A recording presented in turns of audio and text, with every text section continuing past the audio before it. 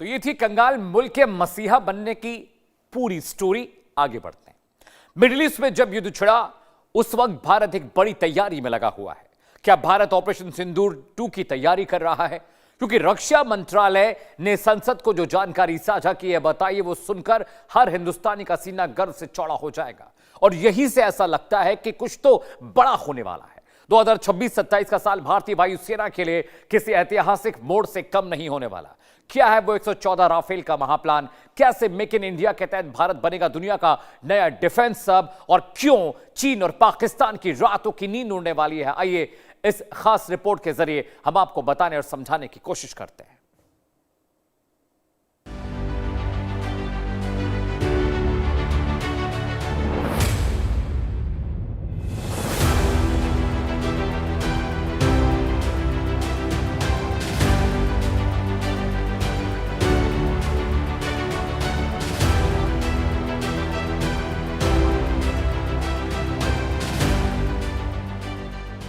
आसमान में भारत फ्रांस का चक्रव्यूह, 114 राफेल और मेक इन इंडिया का महाप्लान, चीन पाक के लिए बजी खतरे की घंटी, आसमान में तैनात होंगे भारत के जासूस, आत्मनिर्भर भारत का नया अवतार, स्वदेशी तकनीक के साथ सुपर पावर बनने की तैयारी, 3.25 लाख करोड़ का वो सौदा जो बदल देगा युद्ध का नियम। भारतीय वायुसेना अपनी मारक क्षमता को उस स्तर पर ले जाने की तैयारी कर रही है जहां दुश्मन का रडार उसे छू भी ना सके। रक्षा मंत्रालय ने साफ कह दिया है कि साल 2025 से 26 के मुकाबले वायुसेना के कैपिटल बजट में 37% से ज्यादा का इजाफा किया गया है। इस पैसे का सबसे बड़ा हिस्सा जाएगा 114 मल्टी रोल फाइटर एयरक्राफ्ट यानी राफेल सौदे की ओर। लेकिन इस बार कहानी अलग है। ये विमान सिर्फ खरीदे नहीं जाएंगे बल्कि भारत की जमीन पर फ्रांसीसी कंपनी डसॉल्ट एविएशन के सहयोग से बनाए जाएंगे। इसका मतलब है भारत अब केवल एक ग्राहक नहीं बल्कि तकनीक का साझेदार बनने जा रहा है। 84% विमान भारत में बनने का मतलब है हजारों नौकरियां और स्वदेशी तकनीक का विकास। यह डील न केवल वायुसेना की स्क्वाड्रन ताकत को बढ़ाएगी बल्कि भारत को दुनिया के डिफेंस मार्केट में एक मैन्युफैक्चरिंग हब के रूप में स्थापित कर देगी।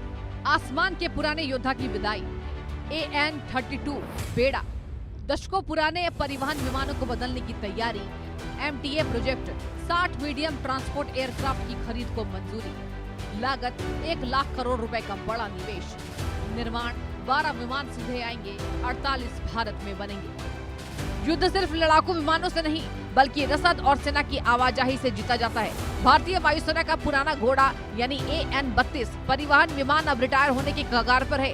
ये जगह लेने आ रहे हैं 60 मीडियम ट्रांसपोर्ट एयरक्राफ्ट यानी MTA। रक्षा अधिग्रहण बोर्ड ने इसे 1 लाख करोड़ रुपए की परियोजना को हरी झंडी दे दी है। इस रेस में ब्राजील का एम्ब्रेयर, अमेरिका का लॉकहीड मार्टिन और यूरोप का एयरबेस जैसे दिग्गज शामिल हैं। खास बात यह है कि इसमें भी स्वदेशी का तड़का लगा है। महज 12 विमान रेडी टू फ्लाई हालत में आएंगे जबकि बाकी 48 का निर्माण भारतीय कंपनियों के साथ मिलकर देश के भीतर ही होगा। ये विमान ऊंचे पहाड़ों से लेकर रेगिस्तान की तपती गर्मी तक भारतीय सैनिकों और उसके साजो सामान को पलक झपकते ही मोर्चे पर पहुंचाने की ताकत रखते हैं। ये कदम वायुसेना की लॉजिस्टिक क्षमता को अगले दशक के लिए सुरक्षित कर देगा। आसमान की तीसरी आंख और उड़ते पेट्रोल पंप, AEW&C अतिरिक्त airborne early warning and control system की खरीद, फ्लाइट रिफ्यूलर, हवा में ही ईंधन भरने वाले विमानों का बेड़ा बढ़ेगा, खुफिया तंत्र, विशेष इलेक्ट्रॉनिक इंटेलिजेंस और निगरानी प्लेटफॉर्म, मकसद दुश्मन की सीमा में झांकना और संचार को अभेद्य बनाना।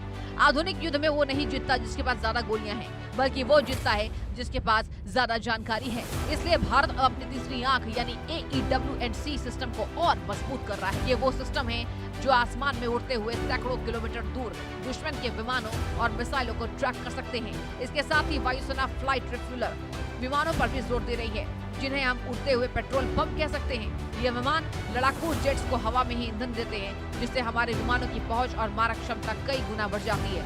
रक्षा मंत्रालय के मुताबिक ये कॉम्बैट इनेबलर्स आधुनिक युद्ध की इलेक्ट्रॉनिक व्यवस्था को समझने और कमांडरों को सटीक जानकारी देने के लिए सबसे असरदार प्लेटफॉर्म है। यानी अब भारतीय फाइटर जेट्स को हमले के लिए वापस बेस पर आने की जरूरत नहीं पड़ेगी।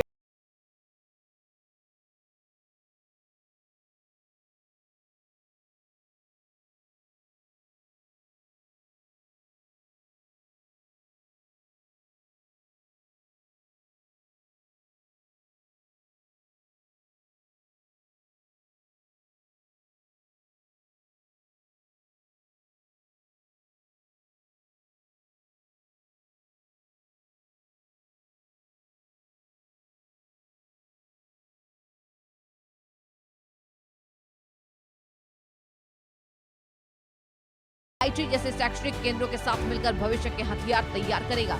सरकार का लक्ष्य है आने वाले समय में छोटे पूर्जे के लिए भी दूसरे देशों की ओर न देखना पड़े, चाहे वो ड्रोन टेक्नोलॉजी हो या फिर आर्टिफिशियल इंटेलिजेंस। भारत अब अपनी जरूरत के हिसाब से खुद को ढाल रहा है। संसदीय समिति ने भी वायुसेना से अपील की है कि आज की कठिन भू राजनीतिक स्थितियों को देखते हुए आवंटित बजट का पाई पाई उपयोग आधुनिक हथियारों और स्वदेशी उन्नयन में किया जाए। यह आत्मनिर्भरता ही असल मायने में भारत को एक सुरक्षित भविष्य की गारंटी देगी। जियोपॉलिटिक्स और चीन पाक का तनाव, टू फ्रंट वॉर, चीन और पाकिस्तान की चुनौतियों से निपटने की तैयारी, सीमा सुरक्षा, LAC और LOC पर भारत की मजबूत पकड़, रणनीतिक बढ़त, राफेल और MTA से मिलेगी भारी बढ़त, वैश्विक कद, रक्षा निर्यात के क्षेत्र में भी कदम बढ़ा रहा भारत। आज का दौर हथियारों की होड़ का नहीं बल्कि रणनीतिक बढ़त का है। जिस तरह से लद्दाख से लेकर अरुणाचल तक चीन अपनी सक्रियता बढ़ा रहा है, उसे देखते हुए ये सौदे भारत के लिए जीवन रेखा की तरह है। 114 राफेल और 60 ट्रांसपोर्ट विमानों की ये ताकत सीधे तौर पर बीजिंग और इस्लामाबाद के लिए संदेश है कि भारत अपनी संप्रभुता से कोई समझौता नहीं करेगा। ब्रह्मोस मिसाइल की सफलता ने दुनिया को दिखा दिया है कि भारतीय और विदेशी तकनीक का संगम क्या कर सकता है। अब यही विजन फाइटर जेट्स और ट्रांसपोर्ट एयरक्राफ्ट में नजर आ रहा है। जब वे विमान भारत में बनेंगे तो न केवल हमारी जरूरत पूरी होगी बल्कि हम दुनिया के उन छोटे देशों को भी हथियार बेच सकेंगे जो महंगे अमेरिकी या रूसी हथियारों के बजाय भरोसेमंद भारतीय विकल्पों की तलाश में हैं।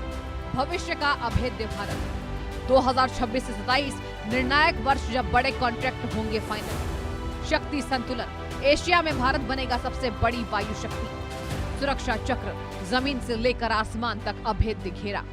नया युग, आत्मनिर्भरता से वैश्विक नेतृत्व की ओर। इतिहास गवाह है कि जिसने आसमान पर कब्जा किया उसने युद्ध की दिशा बदल दी। भारत और फ्रांस का ये रक्षा गठबंधन और स्वदेशी निर्माण का संकल्प 21वीं सदी के भारत की नई पहचान है। रूस से फ्रांस तक और सुखोई से राफेल तक का ये सफर केवल विमानों का बदलाव नहीं है बल्कि यह भारत के आत्मविश्वास का बदलाव है। अब हम तकनीक मांगते नहीं बल्कि तकनीक साझा करते हैं। 2026 से 27 के ये सौदे भारतीय वायुसेना को एक ऐसी ताकत बना देंगे जिसके सामने टिकना नामुमकिन होगा।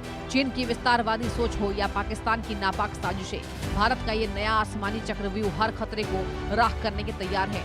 ब्रह्मोस ने मिसाइल क्षेत्र में जो क्रांति की थी, अब वही क्रांति नए विमानों के रूप में आसमान में दहाड़ेगी। भारत का युग शुरू हो चुका है और इसकी गूंज अब पूरी दुनिया सुन रही है। नारायण द्विवेदी की रिपोर्ट, इंडिया न्यूज। चलिए, आपने देख लिया पाकिस्तान का क्या हाल है और भारत की वायु शक्ति का डिटेल भी हमने आपको इस रिपोर्ट के जरिए दी।